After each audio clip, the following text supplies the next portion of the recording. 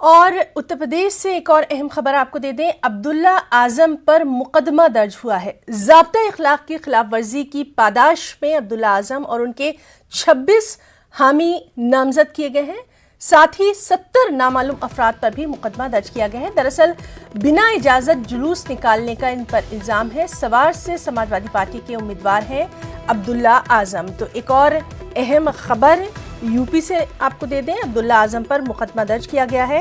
ضابطۂ اخلاق کی خلاف ورزی کی پاداش میں عبداللہ اعظم اور ان کے 26 حامی نامزد کیے گئے ہیں، ساتھ ہی 70 نامعلوم افراد پر بھی مقدمہ درج کیا گیا ہے۔ بنا اجازت جلوس نکالنے کا ان پر الزام ہے۔ آپ کو بتائیں کہ سوار سے سماجوادی پارٹی کے امیدوار ہیں عبداللہ اعظم، اعظم خان کے بیٹے ہیں عبداللہ اعظم، جن پر مقدمہ درج کیا گیا ہے۔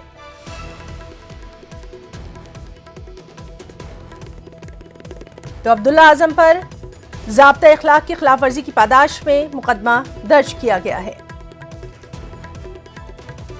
لکھنؤ سے ہمارے ساتھ اس وقت موجود ہیں ہمارے نمائندے طارق قمر۔ طارق، لگاتار ہم دیکھ رہے ہیں کہ جو ضابطۂ اخلاق ہے کہیں نہ کہیں اس کی خلاف ورزی ہو رہی ہے۔ اب ایک نئی خبر آئی ہے کہ عبداللہ اعظم پر مقدمہ درج کیا گیا ہے۔ کیا ہے پورا معاملہ، ابھی تک کی کارروائی؟ دیکھیے ہنا، جو سیاسی پس منظر ہے اس تمام واقعے کا، یہ بھی آپ نے بتاتے رہے ہیں ہم لوگ۔ جیسے ہی عبداللہ اعظم جیل سے باہر آئے تھے تو انہوں نے فوراً یہ الزام عائد کیا تھا کہ جب تک رامپور میں موجودہ کمشنر رہیں گے تب تک یہاں پر منصفانہ الیکشن کی گنجائشیں نہیں ہیں، کیونکہ جو انہوں نے یہ بھی کہا ساتھ میں کہ جس انداز سے مقدمے ہمارے اوپر لگائے گئے، میرے اوپر لگائے گئے، میرے والد کے اوپر لگائے گئے، مرغی چوری، بھینس چوری، اور بولے اس میں انہوں نے باقاعدہ طور پر کہا کہ ضلع انتظامیہ کا اہم رول رہا اور تمام قدروں کو پامال کیا گیا۔ تو دیکھیے یہ ظاہر ہے کہ کہیں بھی کوئی گنجائش اگر ملے گی ایڈمنسٹریشن کو تو بخشا نہیں جائے گا کسی کو بھی۔ یہ احکامات الیکشن کمیشن نے پہلے ہی جاری کر دیے ہیں۔